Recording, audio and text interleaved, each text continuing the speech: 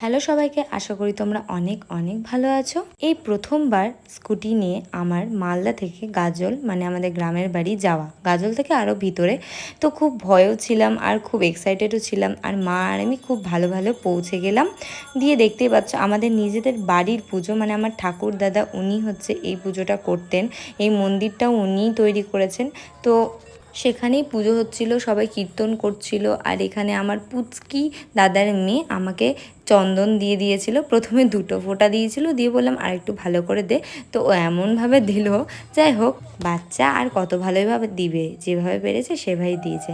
দিয়ে দেখো এখানে অঞ্জলি দিচ্ছিল। আমি উপোস ছিলাম না, মাই উপোস থাকে একদম, মানে খাওয়ার কোনো কিছু না, জাস্ট ফলমূল খায়। তাও পুজোর পরে সারা দিন না খেয়ে উপোস করেই পুজো দেয়, যেহেতু এটা মানে আমাদের একদম বাড়ির পুজো। পুজো হতে হতে হয়ে যায় সন্ধে, কারণ অনেক গরম ছিল, তাই একদম বিকালের দিকেই পুজো শুরু হয়েছিল 5টার দিকে। তো হতে হতে একদম সন্ধ্যা হয়ে যায়। দিয়ে আমরা মৌখিক